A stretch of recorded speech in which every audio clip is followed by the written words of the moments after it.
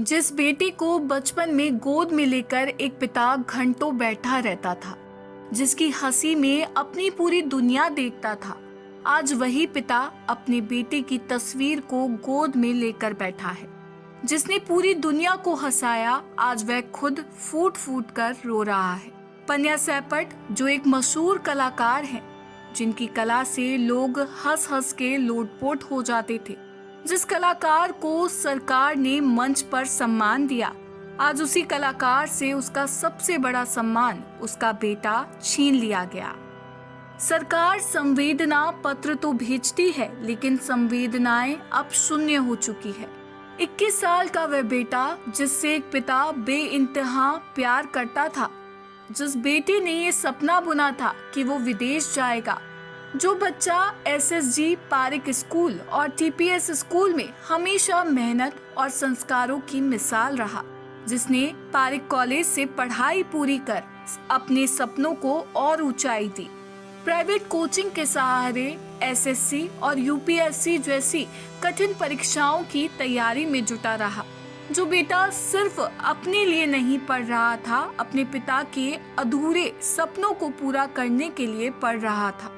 रात रात भर जागकर, घंटों किताबों में डूबकर वह अपने कलाकार पिता के संघर्ष को ताकत देने की कोशिश कर रहा था।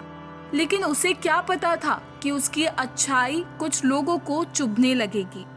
साथ में रहने वाले कुछ आवारा किस्म के दोस्तों ने ईर्ष्या और स्वार्थ में अंधे होकर उसके साथ साजिश रची और उसे जान से मार दिया गया। जिन्हें वह अपना मानता था, उन्हीं हाथों से उसे धोखा मिला और फिर उसकी हत्या को आत्महत्या कहकर एक शब्द में समेट दिया गया। लेकिन क्या सच में इतना होनहार, सपनों से भरा अपने पिता का सहारा इतनी आसानी से जीवन से हार मान सकता है? सवाल बहुत हैं और हर सवाल जवाब मांगता है। ना कोई सुसाइड नोट, ना पिता को समय पर सूचना। कहा गया ये आत्महत्या है, लेकिन हर कदम पर सवाल खड़े हैं। क्या कोई ऐसा करने से पहले नई रस्सी खरीदता है? दोस्तों की जेब में होटल के कमरे की चाबी, ये संयोग है या किसी साजिश की आहट? पोस्टमार्टम के समय पिता को एम्बुलेंस में साथ नहीं ले जाना और फिर नए रजिस्टर में मिला सुसाइड नोट। क्या कोई जीवन का इतना बड़ा फैसला लेते समय नए रजिस्टर में 3 भाषाओं में शांति से नोट लिख सकता है? हर सवाल अपने आप में एक और सवाल को जन्म देता है। कहानी के टुकड़े आपस में जुड़ते नहीं, बस जल्दबाजी में जोड़ दिए जाते हैं। ये एक परिवार की पीड़ा है, ये सिर्फ एक फाइल नहीं, ये एक पिता के सपनों का हिसाब है। तो फिर सवाल उठना लाजमी है, ये कैसा सच है? ये कैसी जांच है?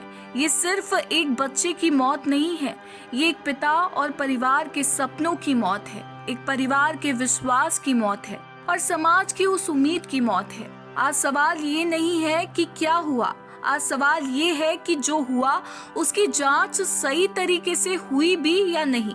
जब तक इन सवालों के जवाब नहीं मिलते, तब तक ये मामला बंद नहीं माना जा सकता, क्योंकि चुप्पी भी कई बार सबसे बड़ा झूठ होती है। जो कल तक मंच पर हंसाता था, जिसकी मुस्कान में सबका दिन बन जाता था, आज वही इंसान अपने अंदर की खोई हुई रोशनी ढूंढ रहा है। अब उसके सामने रोजी रोटी का संकट है, जीवन की चुनौतियां उसके कदमों को रोकती है। जो टूट चुका है, जो अपने सपनों और भरोसे के बीच फंसा है, भला कैसे दूसरों को हंसा सकता है? पर सच ये है कि टूटा हुआ इंसान भी फिर से खड़ा हो सकता है, बस उसे समय, समझ और सहारा चाहिए। आज राजस्थान सरकार से एक अपील है, गोदीप हत्या मामले की निष्पक्ष और सच्ची जांच की जाए, दोषियों को सलाखों के पीछे भेजा जाए, ताकि एक टूटे हुए पिता और परिवार को फिर से न्याय और उम्मीद मिल सके, क्योंकि न्याय ही वह रोशनी है जो दर्द में डूबे इंसान को फिर से खड़ा कर सकती है।